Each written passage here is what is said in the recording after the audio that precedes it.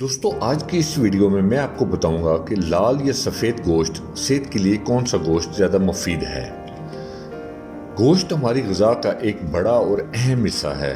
कम अज़ कम हफ्ते में 2 से 3 बार गोश्त का इस्तेमाल आम किया जाता है। ऐसे में जानना ज़रूरी है कि गोश्त हमारी सेहत के लिए किस किस्म का मुफीद है।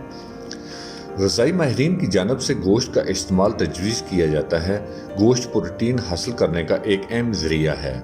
माहिरीन के मुताबिक लाल गोश्त यानी कि गाय, भैंस, बछिया, बकरे का गोश्त लाल होता है और उनके गोश्त में कोलेस्ट्रॉल की मिकदार भी ज़्यादा होती है, जिसके सबब उनके ज़्यादा इस्तेमाल से दिल की बीमारियों समेत दीगर बीमारियों का सामना करना पड़ सकता है।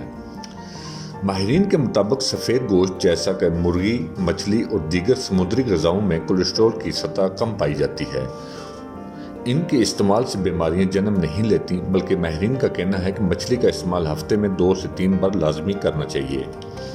किस गोश्त का इस्तेमाल मुफीद साबित होता है? माहिरीन के मुताबिक गोश्त को अपनी ग़िज़ा का हिस्सा बनाने से पहले इसकी मिकदार का तयन कर लेना ज़रूरी है। अगर लाल गोश्त खा रहे हैं तो इत्तदाल के साथ इसका इस्तेमाल करें और साथ में सब्ज़ी वगैरह सलाद की शक्ल में ज़रूर खाएं।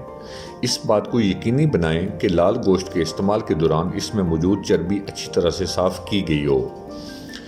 प्रोटीन हासिल करने या वज़न में कमी के लिए माहिरीन की जानब से मछली और मुर्गी का गोश्त तजवीज़ किया जाता है, जबकि इसका इस्तेमाल भी बग़ैर अज़ाफ़ी तेल की सब्ज़ी के साथ किया जाना चाहिए। यहाँ ये बात मैं बताना ज़रूरी समझता हूँ कि मुर्गी का मतलब देसी मुर्गी है। सफ़ेद गोश्त ख़ास तौर पर मछली सुर्ख गोश्त से ज़्यादा सेहत के लिए मुफीद है, क्योंकि उनमें चर्बी और कोलेस्ट्रॉल कम होता है और हज़म करने में भी आसान होती है। सुर्ख गोश्त का ज़रूरत से ज़्यादा इस्तेमाल सेहत को नुकसान पहुंचा सकता है, जैसा कि दिल से मुंसलिक शरियानों और जिगर में चर्बी का जमा हो जाना, बुलंद फ़िशार खून। ये ऐसी बीमारियां हैं जो हो सकती हैं। जी तो दोस्तों, कैसी लगी आपको हमारी ये वीडियो? उम्मीद करता हूँ कि आपको पसंद आई होगी।